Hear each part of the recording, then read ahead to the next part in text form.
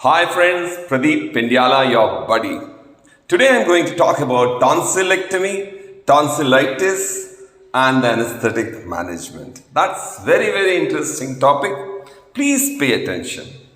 Tonsillitis is infection of tonsils, which are aggregates of lymphoid tissue present on both sides of throat.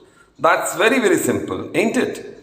But when it comes to more and more about this condition, tonsillitis, we must know the anatomy. There's something called Waldes ring, which is formed by tubal tonsils, palatine tonsils, lingual tonsils, and adenoids. Now, what are the indications for tonsillectomy? Infections like chronic tonsillitis, recurrent acute tonsillitis, peritonsillar abscess, or quinsy. I'm sure you must have heard about it. That's an emergency for getting the tonsils removed. Recurrent chronic otitis media, like chronic suppurative otitis media, chronic tonsillitis with streptococcal carrier state, and OSAs, obstructive sleep apnea syndrome, severe dysphagia, sleep disorders, or cardiopulmonary complication due to hypertrophy, dental malocclusions, malignancy also could be one of the reasons, or chronic nasal obstruction with rhinorrhea and obligate mouth breathing. And what are the contraindications? One thing very important, that any adenoids in a patient of cleft palate especially should not be removed. Never. Because that's the only thing which supports him or her to do little bit of speaking. With that, adenoids fill the gap, retropharyngeal gap, and that facilitates speech. And if you remove those adenoids and tonsils, the total loss of speech would take place at the cost of repair of cleft palate. Never do that. And contraindications like acute tonsillitis. Chronic tonsillitis is fine, the indication, but acute tonsillitis with abnormal coagulation is not safe to be removed, and a tonsillectomy should not be performed.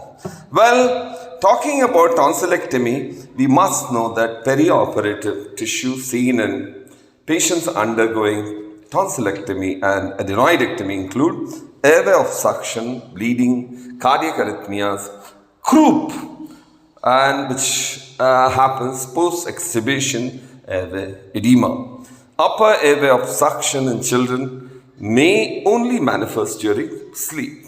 The routine use of pre-medication prior to tonsillectomy is probably not recommended in obstructive sleep apnea patient, obesity, intermittent airway obstruction, or significant tonsil hypertrophy cases. Airway obstruction is accelerated by loss of pharyngeal tone associated with the induction of anesthesia and manipulation of the airway during light planes of anesthesia may result in acute airway obstruction.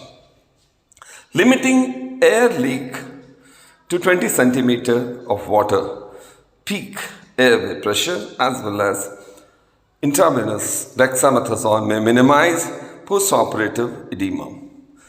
One thing during postoperative period or immediately after tonsillectomy, one thing can happen, that is the development of pulmonary edema. How does it occur? If laryngospasm takes place immediately postoperatively after tonsillectomy, negative pressure develops. Negative pressure pulmonary edema manifests clinically when the patient inhales forcefully against a closed glottis, as with airway obstruction.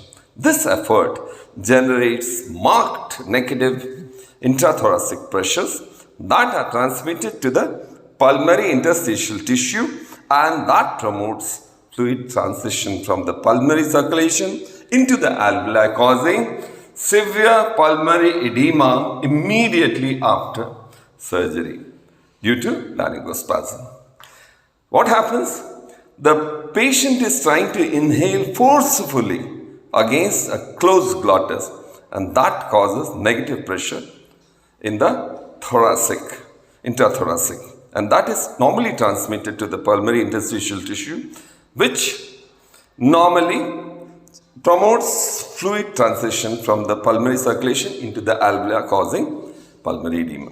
I hope you have understood it. Blood loss during tonsillectomy and adenoidectomy is either overt into the suction bottle or covert, which is swallowed, which is not seen.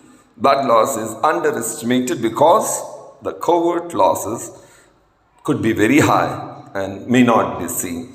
So when post tonsillectomy bleeding takes place and the patient is taken up again for surgery, make sure that it is nothing but a full stomach, full of blood.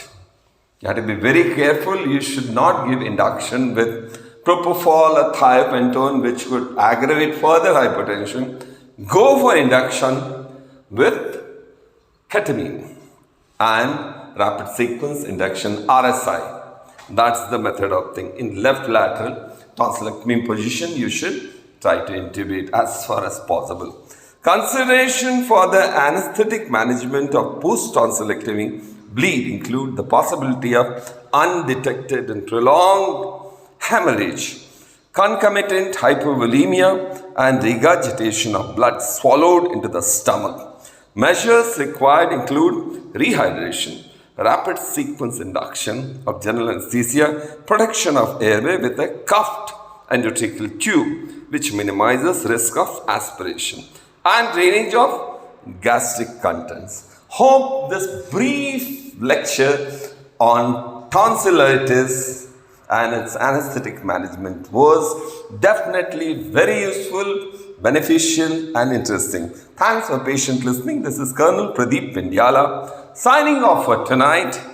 Take care. Until next time, bye-bye.